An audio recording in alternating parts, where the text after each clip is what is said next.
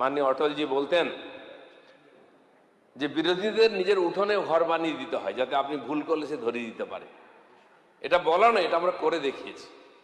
তাই যখন জেলায় জেলায় অ্যাডমিনিস্ট্রেটিভ মিটিং হয়েছে, আমাদের মুখ্যমন্ত্রী সেখানকার বিরোধী দলের এমএলএ এমপিদের ডেকে পাঠিয়েছেন, যোগ্য আসন দিয়ে সম্মান দিয়ে তাদের কথা শুনেছেন এবং এখনো চলছে। এবং গত বিধানসভা জবে থেকে শুরু হয়েছে, সমস্ত চর্চাতে বিরোধীদের আমরা বেশি জায়গা দিয়েছি। আমি যখন এখানে এসেছিলাম প্রথমবার, আমার পার্টিতে আমাকে শেখাবার মতো কেউ ছিল না যে কি করে বিধানসভায় চলতে হয়। আর সেই সুযোগে এখানে আজ যারা ওপাক্ষে প্রায় বিলুপ্ত প্রায় প্রজাতিতে পরিণত হয়েছেন তারা এইদিকে ঘিরেছিলেন চারদিকে। আমি ওই কোনায় বসতাম।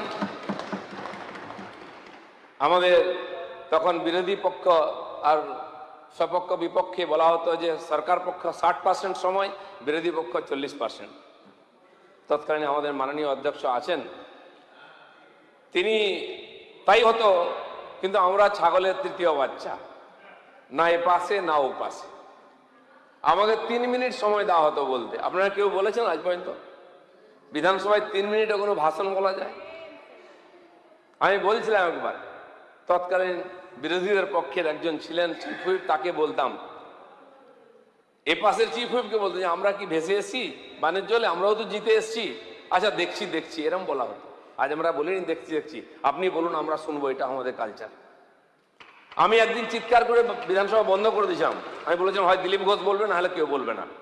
অনেকে সাক্ষী আছে। এটা করতে হয়েছিল আমাকে, আজকে কিন্তু চিৎকার করতে হয় না, বলেন আমরা শুনি। এটা আমরা শিখি, এটাই গণতন্ত্র, এটা আমাদের কাছ থেকে শিখতে হবে। ব্যক্তিগতভাবে আমি রাজনীতিক শিকার কতবার হয়েছি আমি মনে জানি না, কিন্তু কখনো বিধানসভায় আমি বলিনি যে আমাকে মেরেছে, আমার গাড়ি ভেঙেছে, কেউ বলতে পারবে না। আমি রাস্তায় দাঁড়িয়ে রাজনৈতিকভাবে তার প্রতিকার করার চেষ্টা করেছি, তাই আমরা আজকে সরকারে এসেছি, আপনারা ওখানে গেছেন। এই রাস্তা আমরা পার হয়ে এসেছি। অনেকে বলতেন আমরাও মার খেয়েছি। আচ্ছা, মার খেয়েছেন বলে আপনি যাকে ইচ্ছা মারবেন? কাউকে না মারতে বলে বাড়িতে এসে যে বউকে মারবেন? এ কালচার কোথাকার? মারামারি বন্ধ করার জন্য লোক আপনাকে জিতিয়েছে, নতুন করে মারার জন্য নয়। একজন বড় বড় দার্শনিক কথা বলছেন, মাননীয় সাবিনা ইয়াসমিন।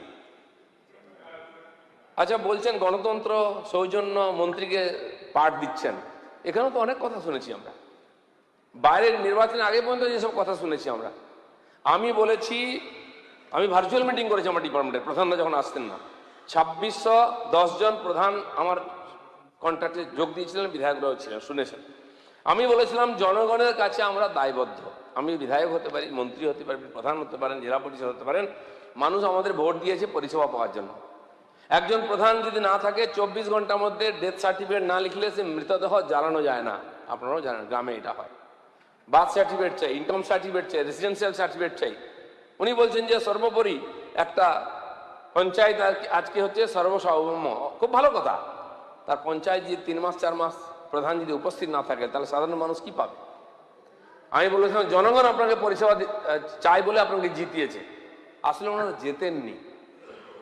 ইলেকশনে আপনারা নমিনেশন করাতে গেছিলেন, পঞ্চায়েতে অভিজ্ঞতা আছে, গুন্ডা আর পুলিশ মিলে আমাদের মেরে বার করে দিচ্ছে, নমিনেশন করতে দেয়নি।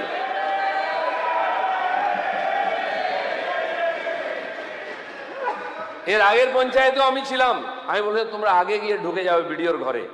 ঢুকেছে আমাদের লোকেরা, গুন্ডা দিয়ে পিটিয়ে হাত পা ভেঙে তাদের বার করে দেওয়া হয়েছে, নমিনেশন ছিঁড়ে দেওয়া হয়েছে। এটা 18তেও হয়েছে, আর এটা 23এও হয়েছে। আরো ভয়ঙ্কর হয়েছে, একসঙ্গে পুলিশ হাতে বন্দুক আর গুন্ডা হাতে ডান্ডা নিয়ে তার মিছিল করে যাচ্ছে। সে ছবি এখনো পাবেন। কারা করেছিল? তাদের কথা আমরা রামায়ণের প্রবচন শুনবো তাদের মুখে? এ দুর্ভাগ্য যেন আমাদের না হয়। আমি সেজন্য বলেছি পরিষেবা দিতে হবে, নাহলে পদত্যাগ করতে হবে, মাঝখানে কোনো রাস্তা নেই।